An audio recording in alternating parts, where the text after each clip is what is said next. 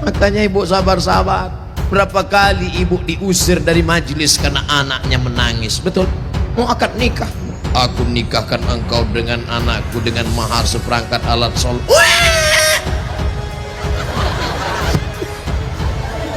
Berapa kali di majelis kematian ibu diusir. Betul? Ada orang kaya meninggal, datang anaknya, mantunya, cucunya pakai baju hitam semua. Nama kelompoknya Men in Black. Sudah siap-siap mau menangis bersandiwara. 1, 2, 3. Rupanya anak ibu lebih kuat lagi nangisnya. Akhirnya tuan rumah marah, pergi pulang bawa anak. Berapa banyak ibu yang malu di depan orang banyak karena anaknya ingin naik mobil tetangga yang lebih mewah, lebih mahal.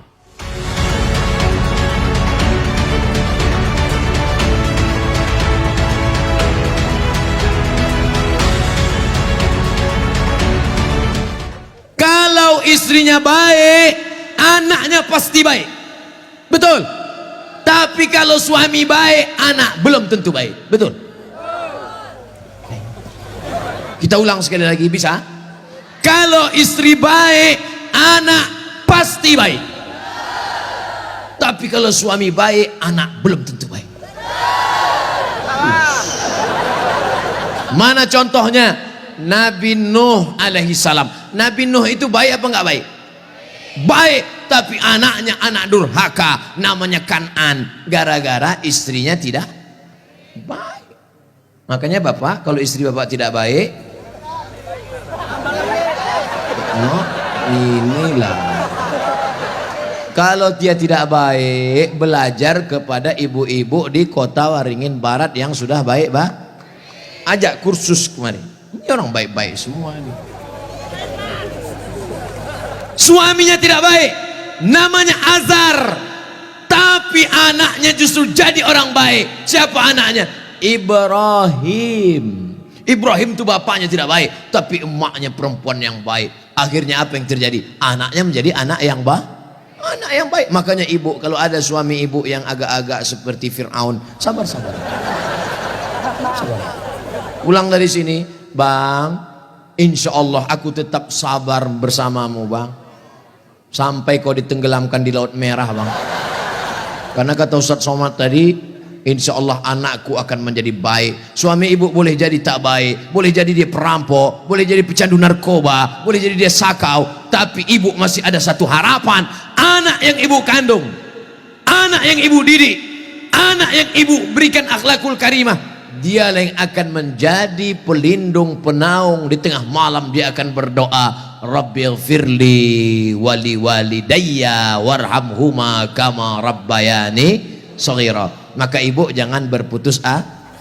Kadang banyak ibu-ibu ini putus asa, pulang ke rumah suami selingkuh, mabuk, langsung pergi ke kamar mandi, minum teh botol.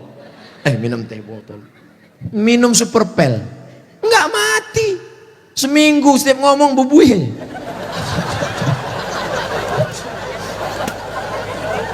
Ibu harus tegar, ibu harus kuat, ibu ada harapan. Harapan ibu siapa? Anakku akan jadi polisi, amin. Anakku akan jadi tentara, amin. Ibu sekolahkan saja anak ibu sesuai bakatnya. Perhatikan anak ini bakat. Anak saya suka main layang-layang, berarti jadi pilot helikopter. Anakku suka mandi hujan, angkatan laut. Anakku suka ngembus-ngembus semprit, dua kemungkinan. Bisa jadi polisi, razia. Bisa jadi wasit sepak bola. Yang parkir jangan sebut.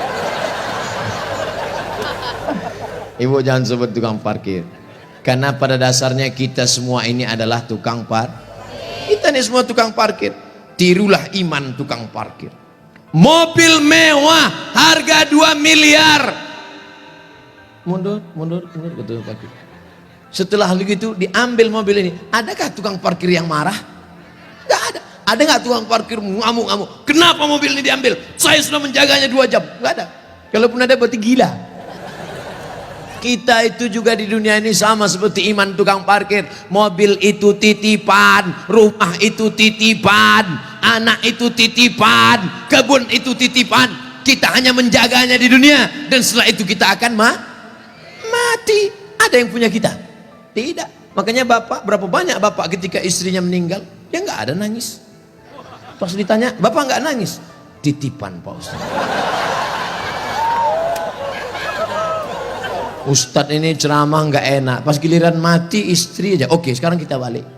Berapa banyak ibu-ibu yang imannya sudah mantap, dia menganggap ini semua titipan, hilang, tidak apa-apa. Meninggal suaminya, dia tegar. Ibu nggak nangis, titipan Pak Ustaz.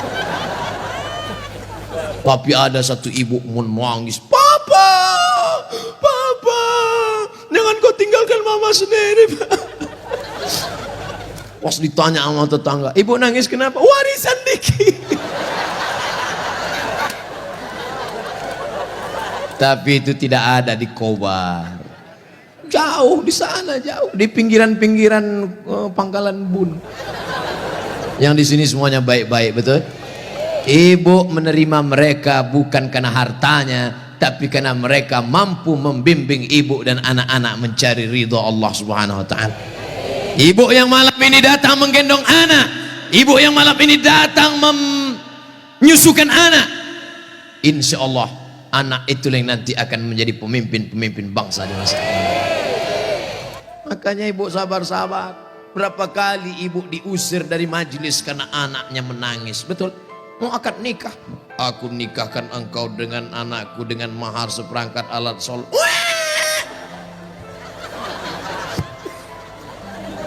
Berapa kali di majelis kematian ibu diusir, betul? Ada orang kaya meninggal, datang anaknya, mantunya, cucunya pakai baju hitam semua. Nama kelompoknya Men in Black. Sudah siap-siap mau menangis bersandiwara. 1, 2, 3. Rupanya anak ibu lebih kuat lagi nangisnya. Akhirnya tuan rumah marah, pergi pulang bawa anak. Berapa banyak ibu yang malu di depan orang banyak karena anaknya ingin naik mobil tetangga yang lebih mewah, lebih mahal. Tapi hari ini kesedihan ibu terbayar karena anak ibu adalah anak-anak yang soleh. Siapa yang lebih berbahagia, ibu apa bapak? Kan ibu bisa ngandung karena mereka kan. Sekarang saya tanya, siapa yang paling berbahagia, ibu atau bapak? Mereka tetap bertahan, Pak. Bapak Ibu yang dimuliakan Allah Subhanahu wa taala, siap menjaga persatuan? Jaga persatuan, karena negeri yang kita bangun dengan indah ini akan jadi hancur berkeping kalau tidak ada persatuan dan kesatuan, betul? Maka persatuan ini sama seperti tiang gawang. Kok Ustaz tiba-tiba ingat tiang gawang? Itu tiang gawang, itu tiang gawang. Ibu jaga gawang, jangan sampai kebobolan. Bapak striker, penyerang. Papa, silakan kau pergi sejauh mata memandang, tapi di hari petang kau harus membawa uang. Untuk apa? Untuk anak-anak kita, supaya dia tidak makan riba, makan haram.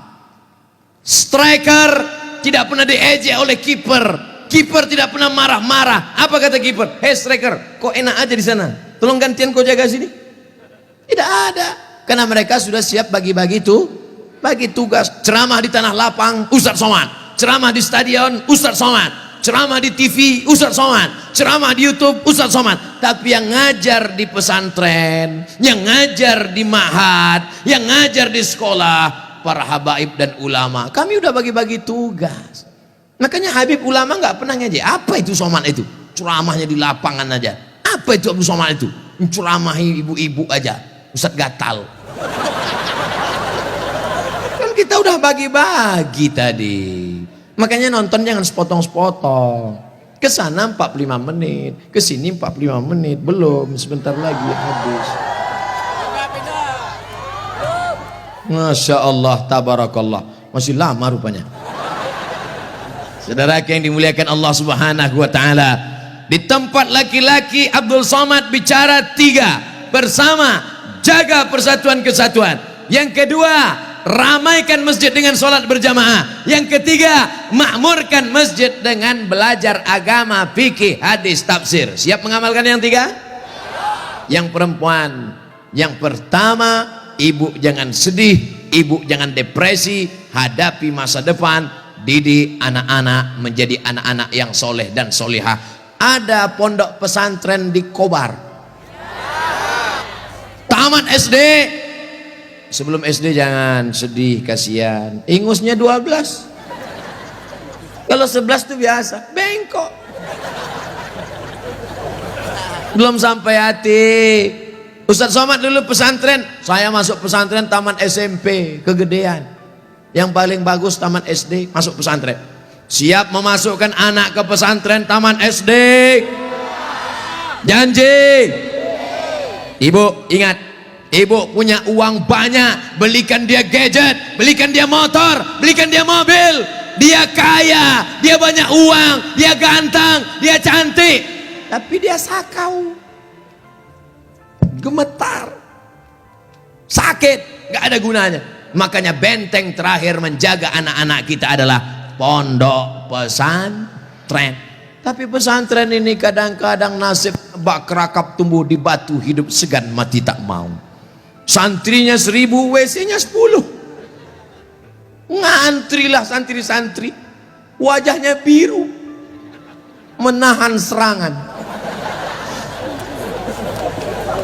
Maka ceramah saya di Palembang, Ustadz Abdul Somad, saksikan hari ini sumbangan 52 unit.